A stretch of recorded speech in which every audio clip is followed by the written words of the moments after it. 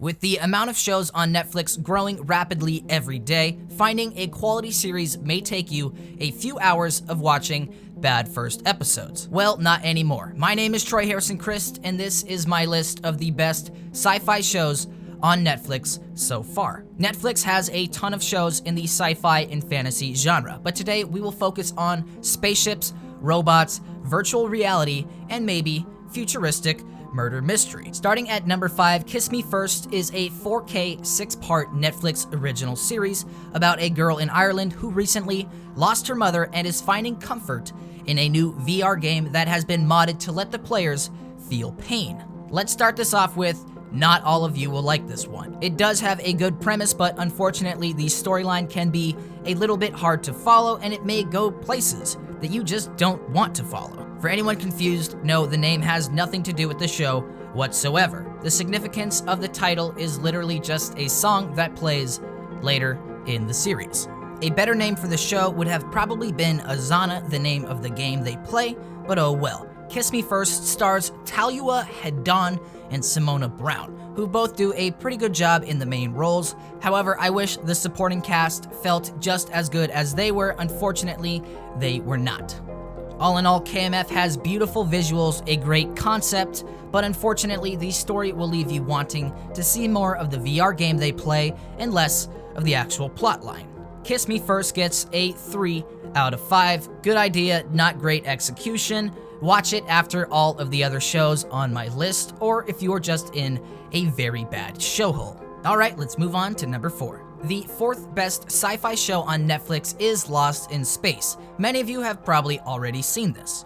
It is another 4K Netflix original. This is a remake of the classic 60s show, but with the story modernized for 2018. This is the most family-friendly show on the list, as the sci-fi genre tends to have quite dark storylines, but Lost in Space is lighthearted, fun, and looks incredible on a big TV. Most people have probably already heard of this and have probably seen it, so I will not go too deep into the storyline, but for those who have not, I'll just give you a little summary. It follows the Robinson family as they crash land on an unnamed planet. Will Robinson meets a robot who protects him, and it's very much Star Wars-esque storytelling from then on. Actors like Toby Stephens, Molly Parker, and Taylor Russell do a tremendous job, while others in the show fall flat like Maxwell Jenkins and Parker Posey. The actors, however, are not the best part. Lost in Space has some of the best CGI in television history.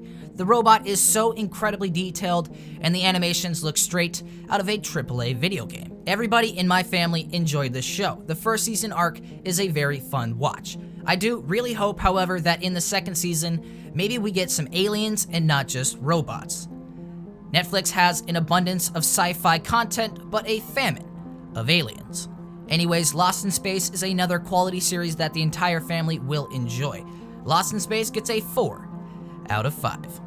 Moving on to the 3rd best sci-fi show on Netflix, this is Dark Matter. Before I tell you anything about this, everybody should watch this show. Regardless of what I say, everybody should go watch Dark Matter. I wish I had one of those Men in Black memory erasers so I could wipe my brain and experience it fresh all over again. This was created by Vince Malazzi and Paul Mully, two extremely funny and talented writers. It aired on the Sci-Fi Network, but this is now available on Netflix. Dark Matter follows the crew of the Raza as they all wake up on a spaceship with no memory of who they actually are. They are in a world where humans have expanded into space and the galaxies are fought over by mega space corporations. The crew of the Raza must take on dangerous jobs, explore grimy space stations, and basically kick ass while still having time to crack corny jokes. Also, the art style is beautiful.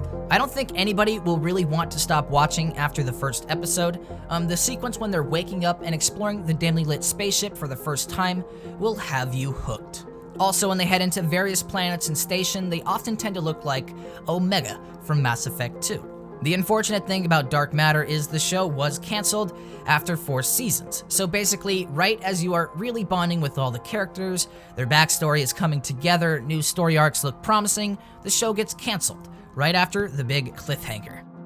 Sorry if I get anyone hooked on the show because right now there is really no chance of it continuing. There is, however, a petition for Netflix to buy the rights and make more episodes, but that seems very unlikely. To wrap this up, this is one of my favorite sci-fi shows, if not one of my favorite shows ever, and it's very sad that it is not continuing. Dark Matter gets a 4 out of 5. The second best science fiction show on Netflix is Black Mirror. If you haven't seen any of this yet, it is a must-watch for sci-fi fans. This is a collection of small stories with different casts and different directors.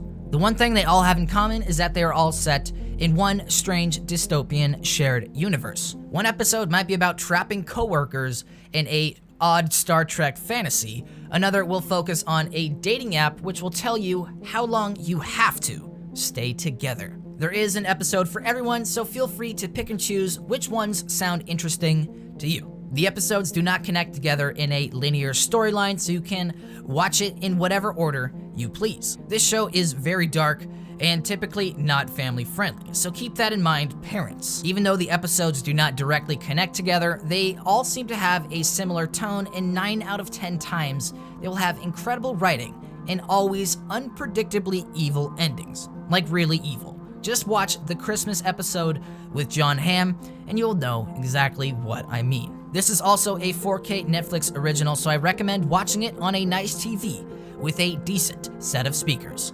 Black Mirror is a cool collection of stories and it is perfect for any dystopian sci-fi fans. Black Mirror gets 4.5 out of 5. Time for number 1. If you have watched this far, please leave a like and maybe subscribe if you enjoy videos like this. The best sci-fi series on Netflix and my favorite show of all time is Altered Carbon. I enjoy sci-fi shows that really push the visuals and the storyline to show viewers something that we have never seen before. In this far-off future, humans have developed a way to live forever by developing technology they call a stack. They can transfer their memories and personalities to another sleeve and continue to live, unless, however, someone blows up your stack.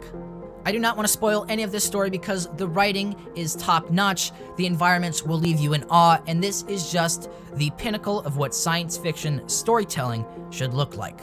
This show stars Joel Kinnaman, who plays Kovacs, and James Purefoy, who plays Bancroft. In the first episode, Kovacs is tasked with finding Bancroft's murderer. He must go through the Blade Runner-esque streets and deal with all sorts of crazy people. Great show, everybody please go check it out. It is a beautiful world that I cannot get enough of. Netflix has only released 1 season so far, and we could probably expect a new season maybe late 2019 or early 2020, which sounds like the future, but it is really like a year and a half away.